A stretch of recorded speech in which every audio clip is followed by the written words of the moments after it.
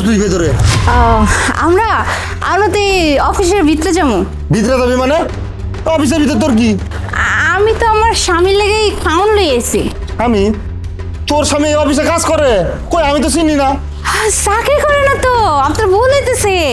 আমার যে স্বামী হ্যারি এই অফিস। কি কি অফিসে স্যাররে চিনস তুই? তোর তো দেখতেই দেওয়া যায় কামের বুয়ার মতো। তোর চেয়ার আয় নাই দেখছস জীবনে, আবার আইছস স্যারের নাকি বউ? আয় ভাইজান, আপনি আমার কাপড়ের উপর যাইতেছেন কেন? আমার কথা কি বিশ্বাস হইতেছে না? আপনার কি মনে হইতেছে আমি আমার স্বামীর কাম লইয়া মিথ্যা কথা কমু? আমার স্বামী সত্যিই অফিসের মালিক। আর আপনি যে কাপড়ের কথা কইছেন না, আসলে আমি গ্রামের মাইয়া তো। আমার স্বামী না আমার গ্রাম থেকে নিয়ে এসে বিয়ে করে। আর আমি না এরকম পোশাক পরতেই পছন্দ করি। আর আমার মায়েরও এরকম রাখতে আমার ভালো লাগে। আমার স্বামীর তো কোনো সমস্যা নেই, কিন্তু আপনি দেখতেছেন আমার এই শাড়ি এই কাপড় দেখে আপনি আমার এমন ভাবে মনে করতেছেন আমি মনে কাজের বুয়া। এমনি ভাবে কথা কইতেছেন কেন? আপনার ভিতরে ঢুকতে দেন। আমার স্বামী আজকে না খাইয়া বাড়িতে এসে লেগে আমি নিজের হাতে রান্না করে হেলে গেলে এসে। বুঝছি স্যাররে ফাঁসানো ধান তাই না? আমি থাকতে এটা জীবনে হইব না। এই অফিসে 4 বছর ধরে চাকরি করি, আমি সবাই রে চিনি। আর তুই আইছস কিনা স্যারের বউ? যাই আনতে। বুঝতে পারছি ভাইজান, আপনি মনে হয় বিশ্বাস করবেন না। আমি যে কইতাছি এই অফিসের মালিক হে আমার স্বামী, ওই যে আমার যে মাইয়া ওর বাপ। বুঝতে পারছেন? এই দেখ শোন, আমি যা কইতেছি তা কান খুইলে শোন। তো ও মতো চোর রে আমি খুব ভালো মতো চিনি। যাই আনতে যা। স্যারে ফাঁসানোর ধান্দা আমি কি বুঝি না? আপনি মনে করতেছেন আমি মনে হয় আনাসে কানাসে দা কোনো বাড়ির কামের বুয়া এ বুঝতেছেন তো? খান আমি আপনার এখনই প্রমাণ দিতেছি। আম্মা এটা একটু ধরো তো, ফোনটা বাইর করে লেই।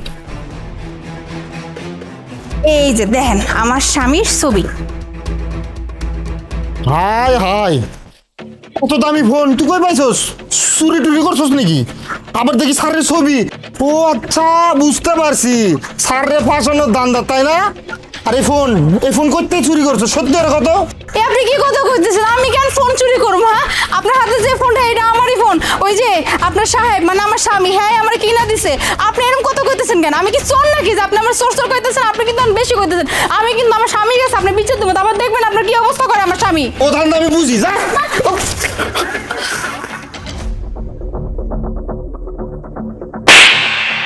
স্যার, চুপ! তোর কত বড় সাহস! একটা মহিলা মানুষের সাথে কেমন আচরণ করতে হয় এটা তুই জানিস না? হ্যাঁ, তার গায়ে হাত তুলছিস কোন সাহসে? স্যার আপনি আমার ভুল বুঝতেছেন। এই মহিলা আপনার ফাঁসানোর ধান্দা করছে। এই যে দেখেন ফোনে তো আপনার ছবি নিয়ে ঘুরতেছে, আবার কয় নাকি আপনি নাকি ওর স্বামী। আচ্ছা, তার মানে ও এসে নিজের পরিচয় দিচ্ছে। ও যা বলছে একদম ঠিক কথা বলছে। ও আমার ওয়াইফ। মানে স্যার এটা কি কইতেছেন? আপনার লগে এই মহিলার যায়? হ্যাঁ, ড্রেস আপ দেখছেন কেমন? কি একটা মানুষের পোশাক আশাক দেখে মানুষকে বিচার করবি? হ্যাঁ, তুই নিজেকে বিচার কর আগে। মানুষের পোশাক দেখে মানুষকে বিচার করতেছে। হ্যাঁ, ও এরকম পোশাক আশাক পরছে তো কি হয়েছে? একটা মানুষের যেমন পোশাক ইচ্ছা করবে সে তেমন পোশাকই পরবে। তা তো তোর সমস্যা কোথায়? আমি তো জানি আমার ওয়াইফ আজকে আমার অফিসে আসবে, কারণ আজকে আমি সকালে খেয়ে বের হই নাই। আমি যেদিন খেয়ে বের হই না সেদিন তার মাথায় রক্ত উঠে যায়। কারণ কি জানিস, মানুষটা আমাকে যথেষ্ট ভালোবাসে। কিন্তু আমি এটা বুঝতে পারি নাই, এটা কখনো চিন্তাও করতে পারি নাই যে আমার অফিসে আমার বউ বাচ্চা যখন আসবে তখন তুই তাদের সাথে এমন আচরণ করবি। তোকে এখানে কেন রাখা হয়েছে? এখানে তোকে এই জন্যই রাখা হয়েছে যেন পুরো অফিসের রক্ষণাবেক্ষণ করতে পারিস আর মানুষের সেবা করতে পারিস। কিন্তু তুই এখানে দাঁড়িয়ে কি করতেছিস? হ্যাঁ, একটা মানুষের সাথে খারাপ আচরণ করতেছিস। স্যার আল্লাহ দোয়া লাগে, আমি যদি আগে জানতাম এই মহিলা না এই ম্যাডাম যদি আপনার বউ, আমি এইরকম ব্যবহার কখনোই করতাম না স্যার। একদম ঠিক কথা বলছিস। ও যে আমার ওয়াইফ এটা যদি তুই না জানতি তাহলে তুই এমন আচরণ করতি না। ভালো হয়েছে তুই জানিস না যে ও আমার ওয়াইফ, নয়তো আজকে তুই যে আচরণটা করছিস এটা তুই কখনো করতি না। ও যদি আমার ওয়াইফ নাও হতো, তারপরও একটা মেয়ে মানুষের সাথে এমন আচরণ করার রাইট তোকে কেউ দিয়ে রাখে নাই। তুই এমন আচরণ করলি কিভাবে? আসলে ব্যাপারটা কোন জায়গায় জানিস? শিক্ষা। তোর ভিতরে সেই শিক্ষাটা নাই যে একটা মানুষের সাথে কেমন আচরণ করতে হয়। সো প্লিজ, তোর মতো এরকম মানুষকে, এরকম স্টাফকে আমার কোম্পানিতে কোনো দরকার নাই। আউট। স্যার এবারের মতো মাফ করে দেন আমারে স্যার। কি ক্ষমা? চাকরির আগে তো বহুত বলছিলি স্যার আপনি যেভাবে বলবেন আমি সেভাবেই চলবো, আপনি যেই নিয়ম দিবেন আমি সেই নিয়মের মধ্যেই চলবো, আপনি যেভাবে কাজ করতে বলবেন আমি সেইভাবেই কাজ করব। এই তার নমুনা? No need. তোর মতো স্টাফ আমার কোনো দরকার নাই। আউট। ফোন দে, ফোন দে, বেরো। আউট।